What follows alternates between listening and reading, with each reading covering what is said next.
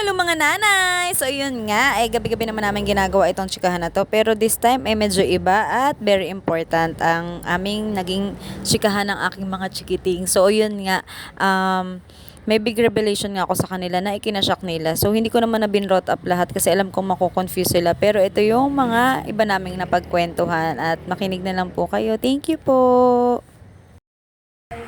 Hindi ka ampun. Bakit kasi nung magsasabi sa'yo ampun ako ang nanay mo? Hindi ko maalala nung grade 2 pa ako ata nun eh. Hindi ko maalala. Ang ampun po ay kunwari inadapt yun. Hindi mo siya real Mother and father. Oo, hindi mo siya real family. Pero Pero tito mo lang. pwede din. Pero love nila kayo pagka ganun. Katulad kayo ng mama nun. Hindi yun. Si Mama Lola, real mama ko yun. Tatay. Pero si tatay, real dad niya si Lolo Boy. May real mom siya. Si Mama Chi. Ikaw, meron kong real dad. Meron, pero si Papa Alex yung nag-adopted sa akin. Do you know Papa Alex adopted me? No! Akala ko, what? He's not my real dad. He's not Sabihin, my biological dad. sabihin father-in-law mo yun. No, stepfather. May dati kang tatay? I don't know. Hindi mo alam? Sabihin mo kung You sino didn't sa know amin that? adopted. Hindi, never. Never sa akin sinasabi. Hindi pa kasi ngayon ko pa lang ito-tell. Pero i-explain ko sa inyo. Pero Bakit siya ikaw ni adopted? Nanay, Because adopted love ako ni Papa Nanay. Alex is one of us Tito adopted. mo lang kasi yan. No. Ano, tito mo lang kasi yan. Tito mo lang yan. Siya, Si Papa Lolo. Hindi. Siya, pang second husband siya ni Mama Lola. Sabihin my first husband si Mama Lola. Not totally a husband, boyfriend. Tapos yun, si Mananay, naging baby nila ako. Ibig sabihin si Mama Lola nag-group up sila. Yes. So, naghanap si Mama Lola ng isa pa. No, hindi siya naghanap. Si Papa Lolo na yung ligaw sa kanya. Ay, si Papa Lolo ang Kasi nag-ibig sa kanya. nag-in-love Hindi si Mama Lola.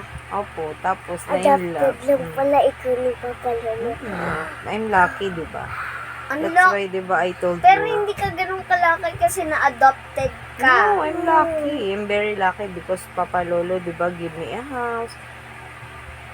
Malaki Tapos, ka pa nga pinag-aral ako ni Papa Lolo. Look at you, oh, diba? I have two, princess. Kung hindi kay Papa Lolo, ano nangyari kay nanay? Adopted lang pala. Yes. We never knew that. Ba't di mo sinabi sa amin? Baby pa kayo eh. Ngayon, syempre, pagka minsan magtutok-tok tayo, ganun lang, magkikwento si nanay. Sabihin, pwede Diba, lang. that's why I'm explaining everything to you. Kasi nga, hindi naman lahat dapat malaman ng kids or what, diba? Laging sinasabi ni nanay, may right time to talk.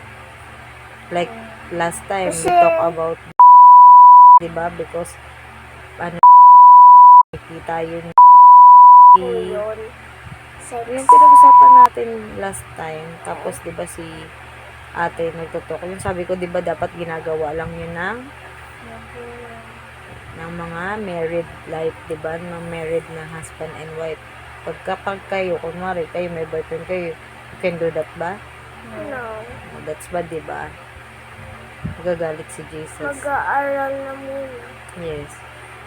No boyfriend muna, 'di ba po? Opo.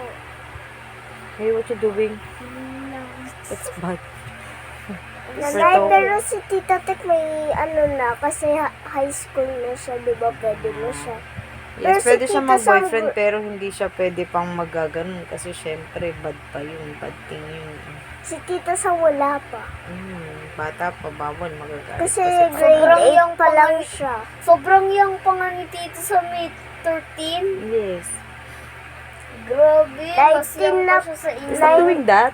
19 na po si Tita Tek. Ikaw, 31. Yes. Mas mataas ka. Mas matanda. Ako ang Si panganay eh. Si ano, That's why look at